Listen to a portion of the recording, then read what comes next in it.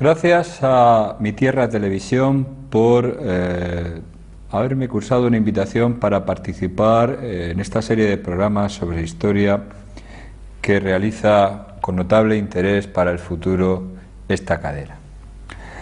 Vamos a acercarnos a un tema, creo que interesante e importante, el cual además se encuentra muy condicionado por la propaganda y por las especiales circunstancias en que nos encontramos con respecto a lo que es la historia reciente de los españoles.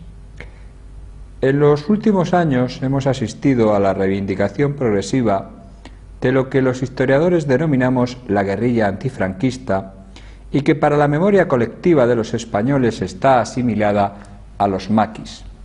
Aunque la realidad es que el maquis, propiamente dicho, solo fue una parte de la misma, circunscrito en su actuación a un brevísimo periodo de tiempo. Curiosamente, la historia de esta guerrilla ha permanecido semioculta hasta que el tiempo ha permitido que se edifique una leyenda rosa sobre la misma, que además dista mucho de corresponderse con la realidad. La mayor parte de los españoles que lo conocieron acabaron asimilando a la guerrilla antifranquista por la naturaleza de sus acciones en los años de su máximo apogeo entre 1945 y 1947 al bandolerismo y al crimen. Las simpatías populares con que hoy se la suele adornar es fruto de una literatura que comenzó a florecer en los años 70 y de algunas cintas cinematográficas, pero nada más. La izquierda durante años también prefirió olvidar la aventura guerrillera. Aun siendo creación del Partido Comunista, este prefirió hacerla prácticamente desaparecer incluso de su historia oficial, escrita a finales de los años 50. En la actualidad, los historiadores de izquierda radical han edificado una leyenda rosa en la que se borran las huellas de los crímenes y se difuminan los aspectos menos edificantes de la acción guerrillera. Se sobredimensiona su valor hasta tal punto que Paul Preston ha llegado a considerarla como la oposición más seria al régimen de Franco, aun cuando en la España de entonces siempre se la consideró como un mero problema de orden público del que se encargaría por su naturaleza básicamente rural la Guardia Civil. El escritor antifranquista Daniel Arasa, por su parte, tiene que reconocer que el sistema franquista jamás tembló ante los movimientos de los maquis. Solo preocupó a Franco el hecho de que la invasión del maquis en 1944, en plena Segunda Guerra Mundial, pudiera provocar un incidente con el país vecino y una posible acción aliada sobre España tras la liberación de Francia. A menudo, conforme se difumina la memoria colectiva de los españoles sobre los hechos, los nuevos maquis, ese conjunto de escritores e historiadores que reivindican a estos guerrilleros por su acción antifranquista, tratan de presentarlos como unos valedores de la democracia que, apoyados por la población civil, alcanzaron un volumen de efectivos verdaderamente increíble. Así, por ejemplo, el conocido escritor anarquista Eduardo Pons Prades, que trabaja sobre testimonios orales recogidos muchos años después y en los cuales es evidente la exageración y la sobredimensión de los hechos, junto con la adecuación naturalmente a un tiempo político muy distinto, llega a decir, sin la menor base, que entre 1936 y 1944 aparecieron 37 zonas de guerrilla. Según este autor, los guerrilleros llegaron a organizarse en más de 1 millar de partidas, con más de 50.000 guerrilleros, apoyados de forma directa por 250.000 personas e indirectamente por 2 millones de campesinos.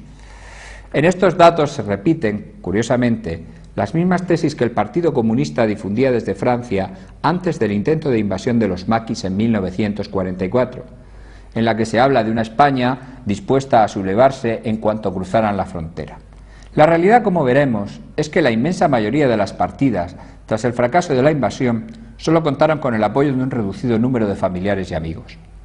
Estos mismos autores son los que a menudo ocultan, justifican, silencian, disimulan o simplemente practican el eufemismo cuando tienen que entrar en el reverso amargo de la moneda, el tiempo en que los guerrilleros dejaron de ser teóricos liberadores para convertirse en meros secuestradores, terroristas o atracadores. Indicamos al principio que lo que durante décadas se conoció como los maquis se engloba hoy dentro de un fenómeno mucho más amplio que es la guerrilla antifranquista. En realidad hay que hablar de 4 tiempos diferentes. La primera guerrilla, de carácter independiente y desorganizada, a veces sin límites políticos precisos, la constituyen los denominados huidos, miembros del Ejército Popular de la República y de los partidos de izquierda, anarquistas y comunistas principalmente, que se refugian en los montes después del avance del Ejército Nacional. Este fenómeno se dio sobre todo a partir de 1937 en las montañas asturianas, en las de León, en algunas zonas de Extremadura o de Galicia. Sus acciones nunca llegaron a preocupar al mando nacional. La segunda guerrilla constituye lo que se conoce como el maquis. Es fruto de la decisión del Partido Comunista de emprender la acción armada masiva contra el régimen de Franco. Su intento de penetración es un fracaso y tras unas breves escaramuzas en el Valle de Arán se retirarán a Francia por decisión del propio Partido Comunista. Aunque la infiltración comenzó en 1943, su efímera acción se extiende de octubre a noviembre de 1944. La tercera guerrilla nace del fracaso del intento de la invasión masiva. Está subordinada a los intereses del Partido Comunista. Será la de mayor alcance y operará entre 1945 y 1948. Su práctica habitual será el terrorismo. La cuarta guerrilla tendrá vigencia hasta 1952, aunque el último guerrillero, Quico Sabaté, caiga a principios de los años 60. Está constituida básicamente por anarquistas y por los comunistas que se niegan a obedecer la orden del partido de disolverse. Sus métodos son los propios del bandolerismo. Los historiadores, periodistas, publicistas y militantes de la izquierda que exaltan la lucha antifranquista caen en el error de sobredimensionar la realidad. Es fácil encontrar referencias en sus trabajos a una resistencia armada que iría de 1937 hasta casi los años 60.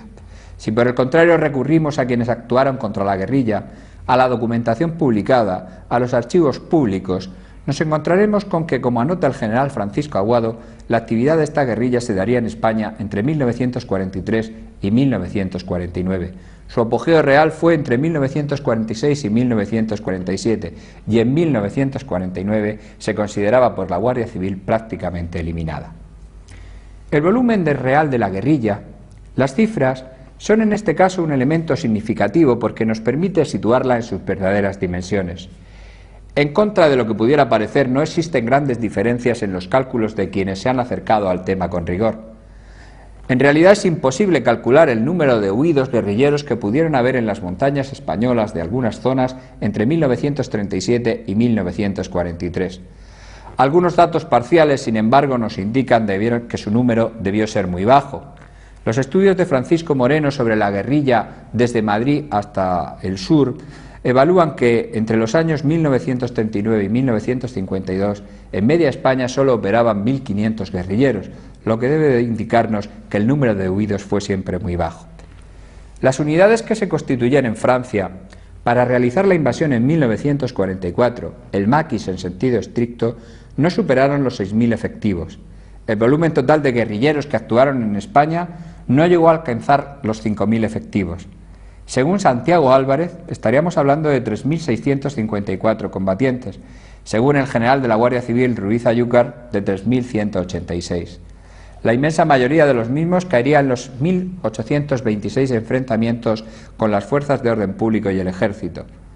Para el general Salas Larrazábal fueron 2.300 los guerrilleros abatidos. Para Santiago Álvarez, 2.235.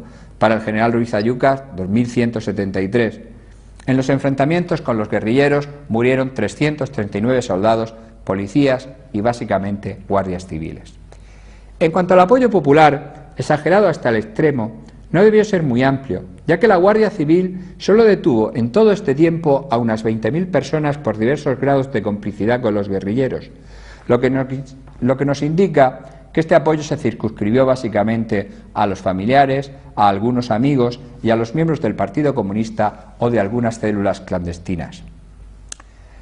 Quienes exaltan a los guerrilleros en la actualidad suelen ocultar, cuando no simplemente justificar, sus acciones de carácter criminal, amparándose en injusticias anteriores o en la práctica de represalias, muchas de sus acciones.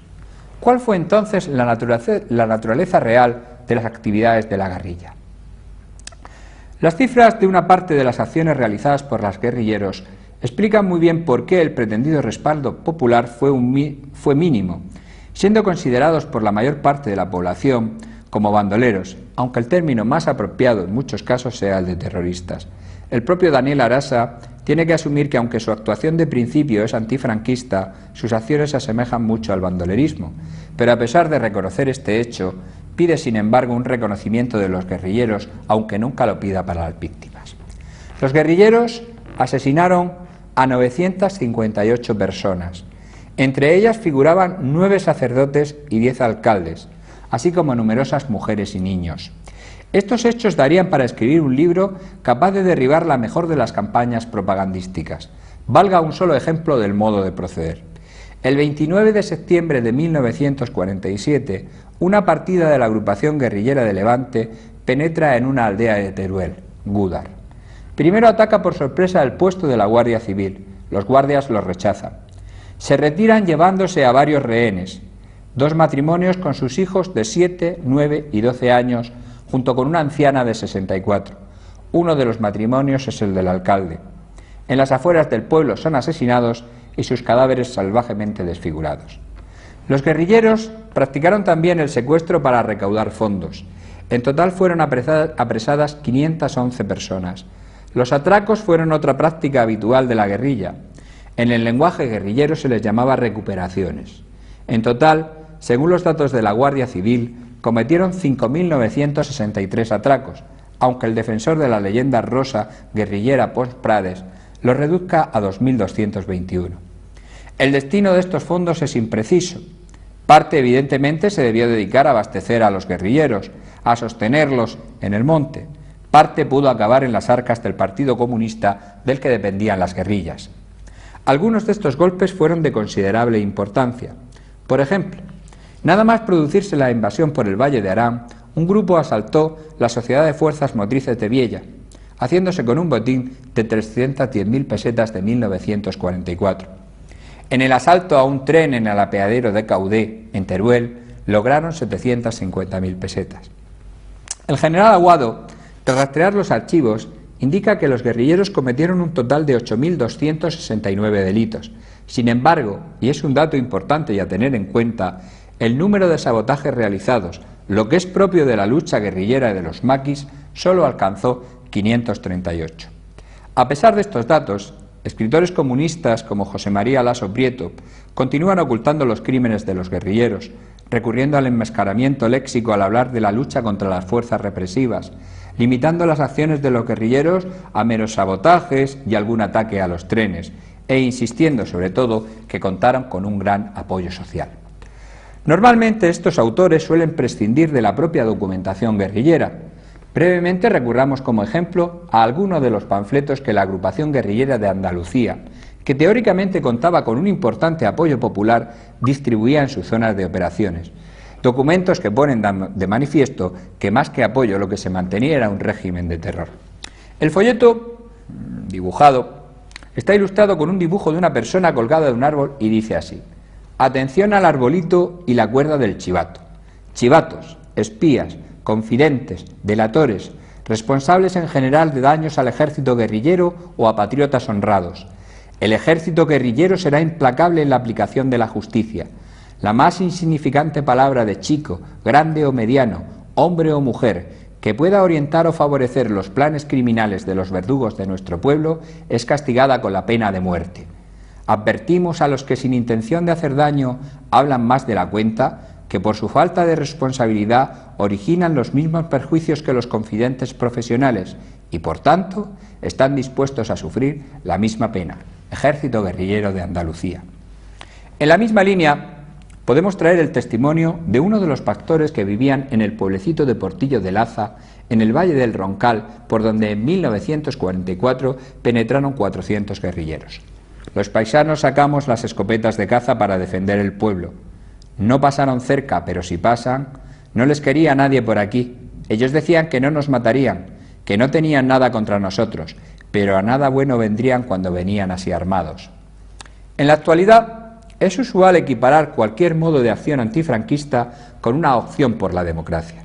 Sin embargo, en los años 30, 40 o 50, con la documentación en la mano, sería muy difícil sostener esa equivalencia. Los maquis y la guerrilla antifranquista que les sucede son fruto de la decisión del Partido Comunista de continuar la lucha armada contra Franco. Ahora bien, en los años 40 el Partido Comunista no era un partido democrático, era una sección del Partido Comunista de la Unión Soviética y dependía y estaba vinculado claramente al estalinismo. De hecho, si algunos testimonios relacionan la puesta en marcha de la invasión con la política stalinista, de lo que no existe duda es de la orden de Stalin para poner fin a la lucha guerrillera, sustituyéndola por la infiltración en el aparato administrativo del régimen de Franco. Si se repasan las sucesivas publicaciones vinculadas a la guerrilla, Reconquista de España, El guerrillero, Nuestra bandera, es fácil percibir el típico lenguaje comunista una vez concluida la guerra mundial sobre el imperialismo. Cuando los dirigentes comunistas depuran, lo hacen hablando de traición y de estar al servicio del espionaje americano. El maquis y la guerrilla constituyeron un elemento más de la decisión del Partido Comunista de convertirse en la fuerza hegemónica sobre la que polarizara la alternativa a Franco, enfrentándose así a la opción monárquica y a la opción republicana que habían escarmentado y por lo tanto habían excluido a los comunistas de los acuerdos. De ahí que, aun siendo conscientes de la inutilidad y la sangría que suponía el mantenimiento de la guerrilla, cuyas posibilidades objetivas de derribar o perturbar a Franco eran inexistentes, el PC decidiera mantener la lucha armada al servicio de sus objetivos políticos particulares.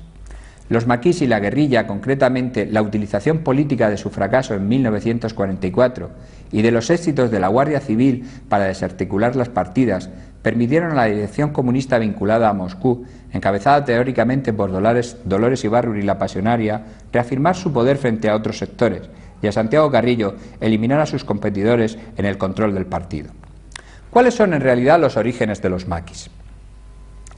La decisión de continuar la guerra contra Franco si se producía la derrota fue tomada por el Partido Comunista mucho antes de abril de 1939.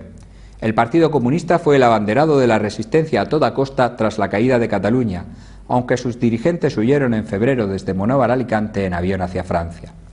El PC ya había planteado durante la Guerra Civil, a mediados de 1938, ante el avance de Franco, la necesidad de crear un cuerpo de ejército guerrillero con 4 divisiones. Sería el 14 Cuerpo del Ejército Popular y estaría al mando del general Domingo Hungría.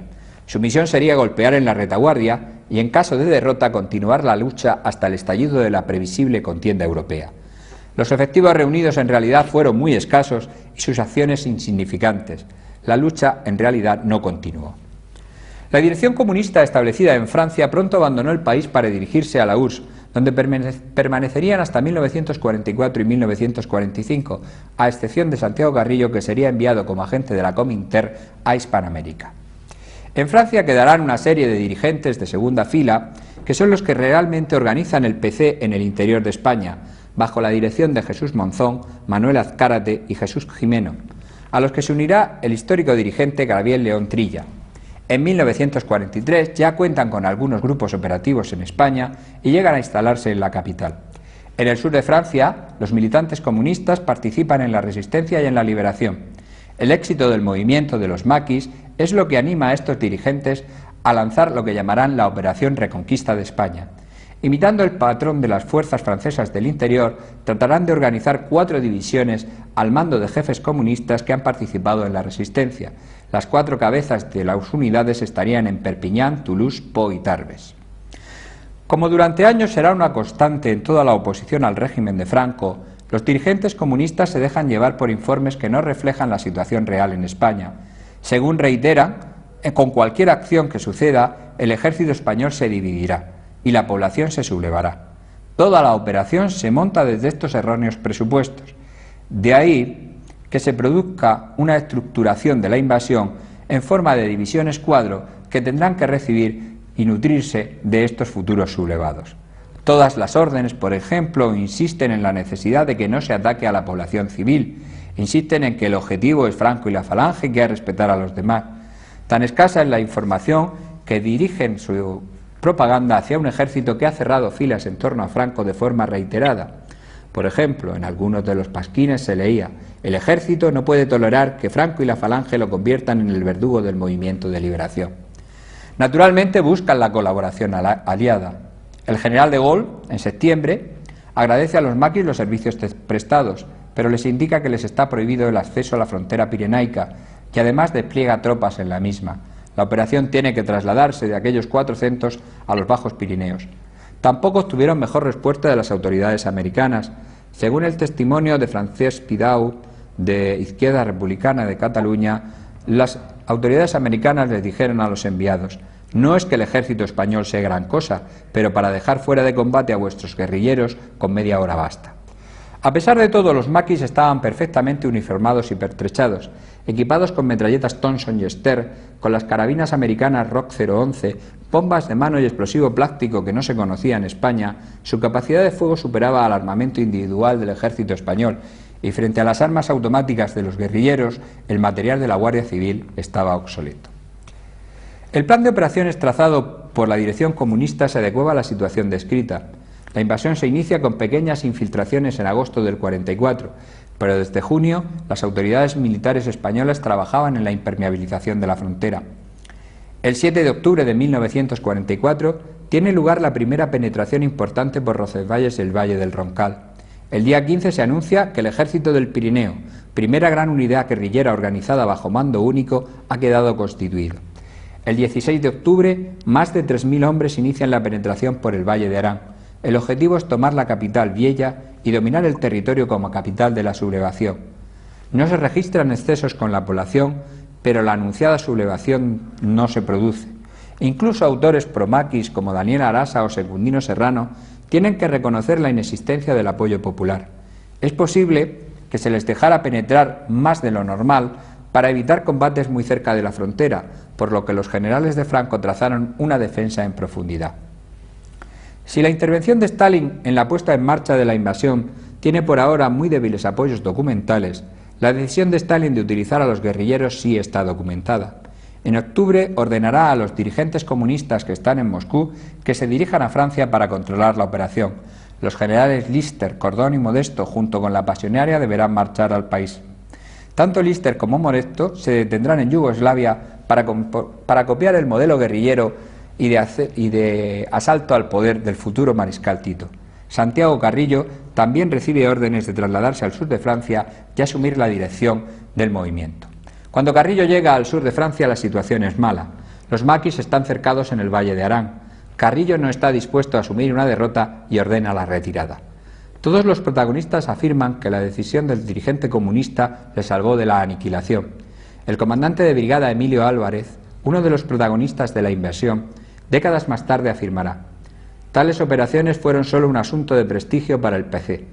Los capitanes Araña de Montejo y Toulouse sabían que no saldríamos vivos ni uno de aquella aventura. La invasión se cierra con unas bajas ínfimas: 129 guerrilleros muertos y 32 miembros del ejército y las fuerzas del orden público. Esta derrota da la oportunidad a Santiago Carrillo de poner en marcha la depuración del PC.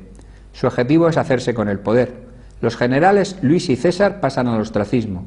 Otros dirigentes como Monzón o como Morera son enviados a España, donde la policía les detiene. Gabriel León Trilla, histórico dirigente comunista, es eliminado en Francia. El general Aguado es concluyente: es lección normal y corriente que nos ofrece el comunismo para eliminar a los que se han desviado. Después de lanzarlos del partido se les delata.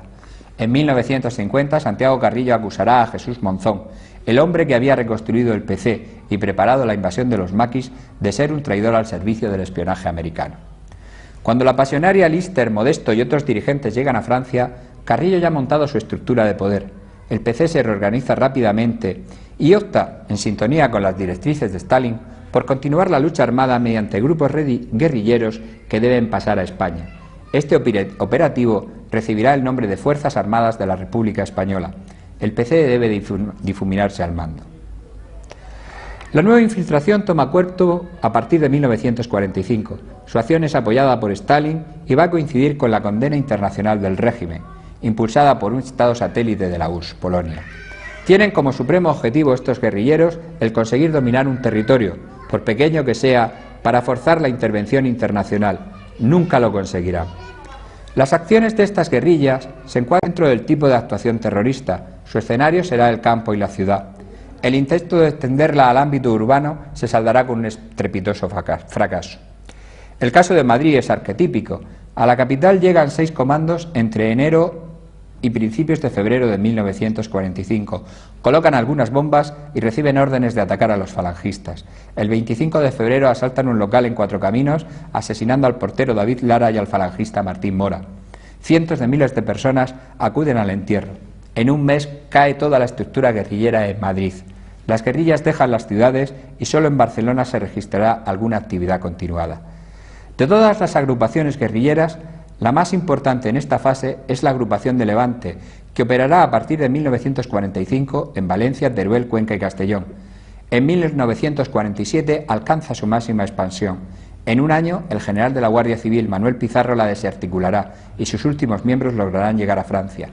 Esta acción guerrillera llevará a cabo numerosas acciones sangrientas, entre las que destaca el asalto al pueblo de Losa del Obispo, en Valencia. Los guerrilleros penetran en el bar y asesinan a 6 personas y hieren a otras 15. Después marchan sobre la casa cuartel y matan al hijo y al comandante del puesto. El mito del apoyo popular se disuelve cuando se repasan los pasquines que distribuye. El solicitar el ingreso en la Guardia Civil o en cualquier otro cuerpo de represión está castigado con la pena de muerte. Seguiremos ajusticiando a los chivatos mientras queden. Todo acto de agresión o resistencia a las fuerzas guerrilleras será castigado en el acto por el fusilamiento. ¡Viva la República! ¡Viva la agrupación guerrillera de Levante! ¡Muera Franco y la Falange! A pesar de la leyenda posterior, muchas partidas sembraron el terror en sus zonas de actuación. Citemos, por ejemplo, la de José Méndez Jarramao, el manco de Agudo que operaba en los montes de Toledo hasta que cayó en 1949, o la del comandante Honorio. En 1948, con la evidencia de que la situación internacional está cambiando, es el propio Stalin quien da la orden al PC de poner fin a la guerrilla. La sangría es considerada inútil. Son bastantes las partidas, sobre todo anarquistas, que no obedecen y continúan la lucha por su cuenta. Actúan a partir de aquí como bandoleros, aunque los anarquistas de Barcelona intentarán atentar en reiteradas ocasiones contra Franco.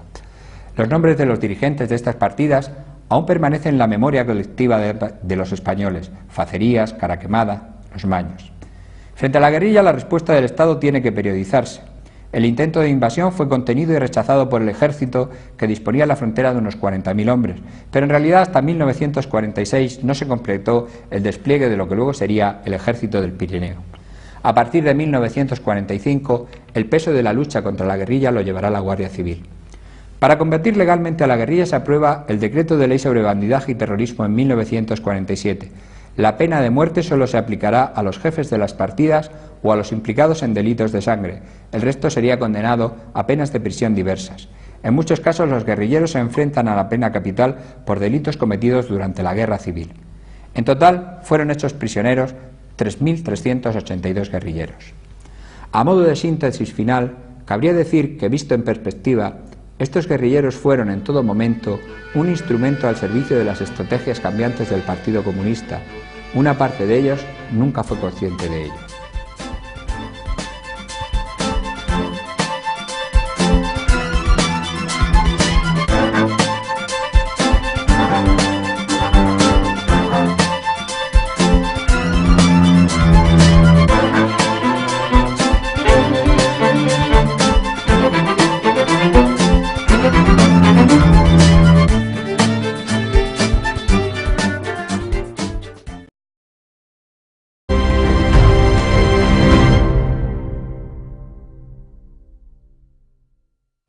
Gracias a Mi Tierra Televisión por haberme cursado una invitación para participar en esta serie de programas sobre historia que realiza con notable interés para el futuro esta cadena. Vamos a acercarnos a un tema, creo que interesante e importante, el cual además se encuentra muy condicionado por la propaganda y por las especiales circunstancias en que nos encontramos con respecto a lo que es la historia reciente de los españoles. En los últimos años hemos asistido a la reivindicación progresiva de lo que